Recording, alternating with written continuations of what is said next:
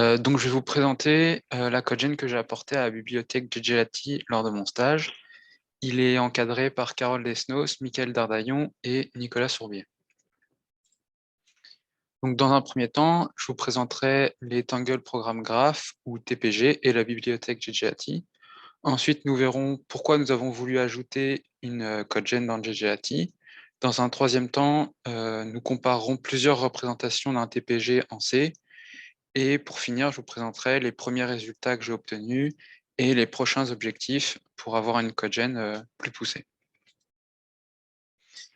Donc tout d'abord, l'apprentissage par renforcement consiste en une intelligence artificielle qui apprend à interagir avec un environnement, comme le montre la figure ci-dessus.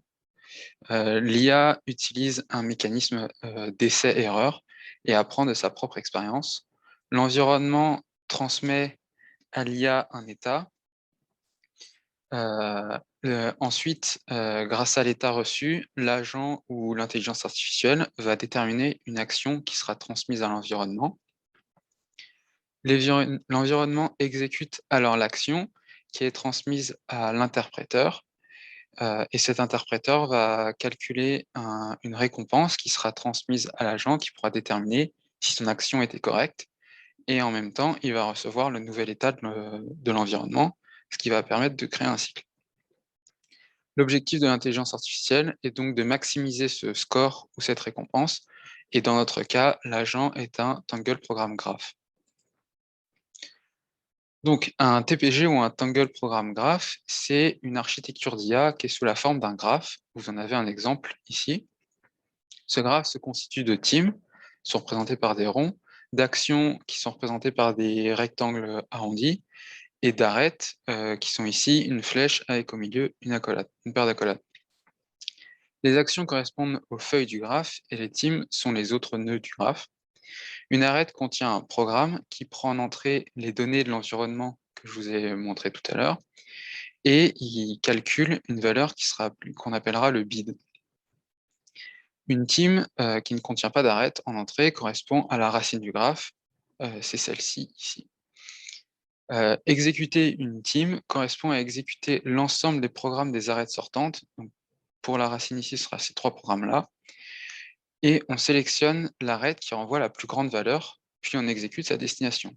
Donc, ça nous permet de se déplacer de nœud en nœud en suivant la plus grande valeur de retour des programmes. Si la destination est une team, on recommence et on réexécute tous ces nœuds sortants. Et si la destination est une action, alors l'inférence est terminée. GGATI, c'est une bibliothèque C++ qui est développée actuellement par l'équipe VADER à l'IETR. Elle permet l'apprentissage et l'inférence d'un TPG, et comme le montre cette image, elle sert d'interface entre le TPG à gauche et l'environnement qui est à droite lors de l'apprentissage et de l'inférence. Le jeu d'instructions pour les programmes du TPG, il est personnalisable. L'utilisateur de la librairie peut définir quelles instructions seront utilisées, ce qui permet d'avoir une plus grande possibilité dans les programmes et que le TPG puisse mieux apprendre. Ce jeu d'instructions est en général créé avec les lambda instructions de la norme C++, mais pourrait être créé différemment en créant des propres instructions avec avec des classes dans la librairie, en ajoutant des classes. L'avantage des TPG, c'est qu'ils ont une architecture qui est plus légère que des réseaux de neurones conventionnels, et cela les rend très intéressants pour des plateformes embarquées. De plus, donc je viens de vous présenter la librairie et comment les TPG fonctionnent. Et maintenant, pourquoi vouloir ajouter une codegen dans cette librairie, puisqu'on a vu que on arrivait déjà à faire l'inférence et qu'elle est déjà suffisamment portable pour être portée sur des machines embarquées. Il y a plusieurs raisons pour lesquelles on veut faire ça. C'est que tout d'abord, les TPG, c'est une architecture qui est plus légère, comme je l'ai déjà dit, comparée à des réseaux de neurones conventionnels. et ça les rend très intéressants pour les faire sur des cartes qui sont très peu puissantes et qui sont très contraintes en performance. De plus, JJLati, comme c'est une interface, et il y a beaucoup d'abstractions pour la représentation des structures de données et l'apprentissage du TPG. Et lorsque l'apprentissage est terminé et que le TPG est fixe, il n'y a plus forcément besoin de cette abstraction et de cette surcharge de calcul et d'indifférence qui peut apparaître. Et donc, ce serait utile de pouvoir créer un programme qui serait l'équivalent du TPG et ça permettrait de directement s'interfacer entre l'environnement et le code généré sans passer par JJLati. Et ça permettrait de potentiellement gagner en performance sur des systèmes embarqués. De plus, il serait plus nécessaire de déployer JJLati sur la plateforme si on fait uniquement l'inférence via cette codegen, ce qui réduirait l'empreinte mémoire du programme. Dans cette même optique, un des objectifs était de pouvoir compiler la bibliothèque sans la codegen, ce qui permettrait, par exemple, si on voulait déployer la bibliothèque sur un système embarqué, où la génération de code ne sera jamais utilisée, de réduire aussi la taille du programme porté sur la cible. Une des contraintes qui m'a été donnée dans le stage, c'est que mes encadrants ont choisi d'utiliser le langage C pour le code généré. Il a donc fallu commencer par déterminer comment représenter les éléments d'un TPG et quelle structure de données serait nécessaire. Donc une team peut être vue comme un ensemble d'arêtes. Une arête du TPG, elle doit contenir un programme et un nœud de destination. Ce nœud sera donc soit une team, soit une action. Et dans JJLati, les actions qui sont renvoyées par l'agent sont représentées par des entiers. Les données qui seront fournies par l'environnement seront transmises grâce à des variables globales entre l'environnement et le TPG, et les programmes du TPG. Donc pour représenter les éléments du TPG, il y a plusieurs solutions possibles. Ici, j'en ai donné deux. La première, ce serait de construire un graphe en utilisant des structures de données entre guillemets classiques, avec par exemple des listes chaînées, des compressed sparse row ou des tableaux statiques. Dans ce cas-là, l'inférence correspondrait à parcourir la représentation du graphe que l'on a construite en partant de la racine. Une autre possibilité serait de représenter le graphe dans le code source généré directement en utilisant une fonction pour chaque nœud du graphe. Dans ce cas-là, la méthode à l'inférence correspond à exécuter le code source en partant de la fonction qui représente la racine, et il n'y a plus de structure du graphe à gérer du point de vue de l'utilisateur lorsqu'il demande une inférence. J'ai plutôt choisi de partir sur la deuxième solution. Ça permet d'éviter à l'utilisateur de devoir gérer une structure de données et faire des allocations mémoire ou gérer de l'allocation dynamique. Et ça permet d'éviter sur des structures, sur des systèmes embarqués, ces problèmes d'allocation dynamique. Et du point de vue de l'utilisateur, il lui suffit juste d'appeler la fonction qui représente la racine pour faire réaliser une inférence. Et pour lui, il n'a pas besoin de savoir comment ça se passe en arrière-plan, tout se fait tout seul. Du coup, pour éviter de devoir faire des go-to entre les fonctions qui représentent les nœuds du graphe, une des solutions, c'était d'utiliser des pointeurs de fonctions. Donc la première solution, c'était de faire que les fonctions retournent l'entier qui représente l'action. Et donc, si le nœud est une team, il va appeler la fonction du prochain nœud exécuté. Et si le nœud est une action, il va renvoyer l'entier qui correspond à l'action. Donc, on aurait des prototypes comme ça. Avec ce prototype, on aurait une pile d'appels suivantes. On appelle la racine du graphe qui appelle T1, qui appelle ensuite T2, etc., jusqu'à arriver à l'action A1. À ce moment-là, on va pouvoir commencer à dépiler et on voit très bien que la pile d'appels devient vite très grande, ce qui pose problème pour des systèmes embarqués. Une autre solution serait qu'au lieu de renvoyer l'entier directement de l'action, on renvoie la prochaine fonction à exécuter sous la forme d'un pointeur.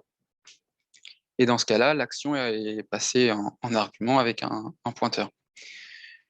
Si on regarde de la même manière la pile d'appel, on aurait une fonction qu'on appellerait par exemple inférence, qui appellerait le nœud racine.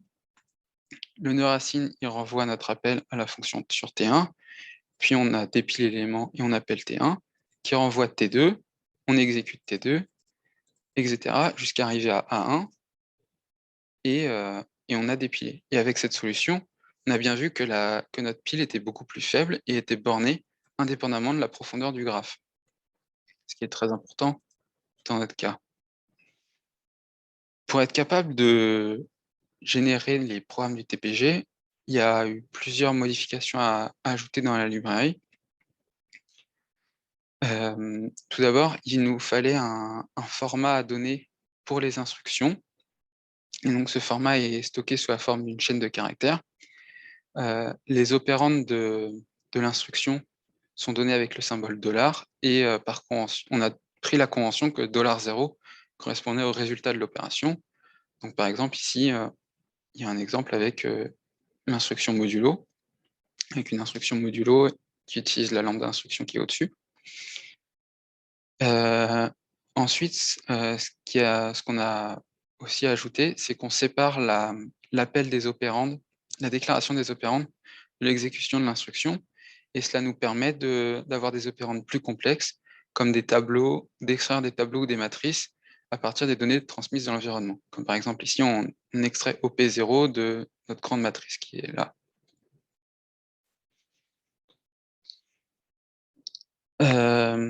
Enfin, du coup, la CodeGen nous produit 4 fichiers différents. Il y a 2 paires de fichiers sources avec leurs headers respectifs. Un fichier source et son header qui contiennent les fonctions représentant les nœuds du graphe et les fonctions qui permettent de réaliser l'inférence. Donc, par exemple, ici, c'est un exemple avec oneleaf.c. Un fichier source et son header qui contiennent l'ensemble des programmes du TPG. Donc je rajoute underscore programme au nom du fichier pour les différencier. La CodeGen importe aussi un header externe, ce qui permet à l'utilisateur d'ajouter des headers comme math.h ou float.h. Dans l'exemple précédent, il était nécessaire, sans avoir besoin d'éditer les fichiers générés, et ce qui évite d'avoir des problèmes quand on régénère nos fichiers, etc. La CodeGen est actuellement fonctionnelle.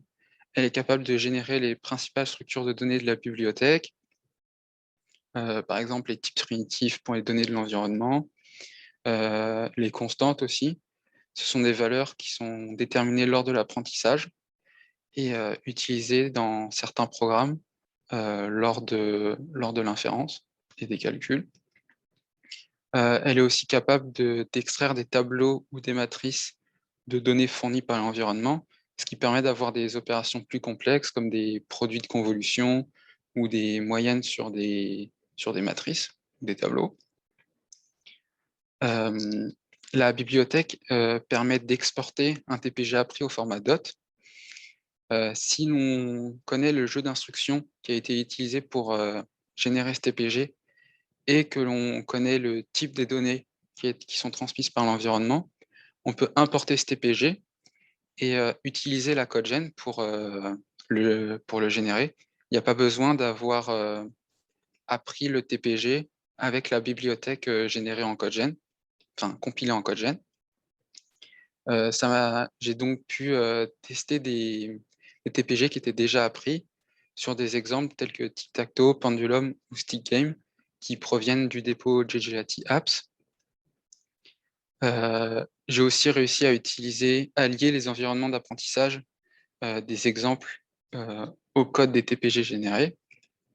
Donc, faire ce qui était sur cette diapo. Hein, et forcément, il y en a plein. Mais lier le code du TPG, faire ça, exactement. Avoir mon code d'inférence ici et à droite l'environnement. Et enfin, voilà. Et les prochains objectifs, du coup, pour la CodeGen, ce serait de comparer les temps d'inférence et faire des mesures plus précises. Pour l'instant, j'ai juste vérifié que les inférences avec JJAT et l'inférence de ma CodeGen étaient similaires, ce qui est le cas. Tester sur différentes architectures, x86, ARM, RISC-V et d'autres. Ensuite, pouvoir déterminer les potentielles améliorations ou les ralentissements du code. Il y a déjà quelques idées qui ont été proposées par mes encadrants, comme paralléliser l'exécution des programmes des arêtes ou regrouper des programmes pour profiter d'un processeur superscalaire. Merci de votre attention et je reste à votre disposition si vous avez des remarques ou des questions.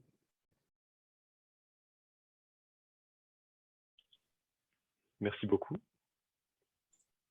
Alors forcément, j'ai peu de questions parce que j'ai suivi le travail tout au long, mais... Là, moi, j'ai des questions juste de planning. Du coup, là, tu dis pour la suite, c'est-à-dire la suite de ton stage ou après ton stage? Normalement, il me reste... je finis fin août mon stage. Donc, D'accord. ce sera peut-être compliqué d'avoir des vraies mesures et de faire des bons tests précis. Mais j'aurai peut-être le temps de commencer à voir des petites choses. Mais là, j'essaye d'avoir une bonne base sur la CodeGen, avoir des tests qui sont fiables et tout pour que si quelqu'un vient de faire des mesures, qu'il puisse partir d'un code stable. Donc je pense que ce sera compliqué de avoir ce qu'on dit vendredi vu qu'on a une réu, enfin jeudi. Mais pour l'instant, je ne sais pas si c'est le plan.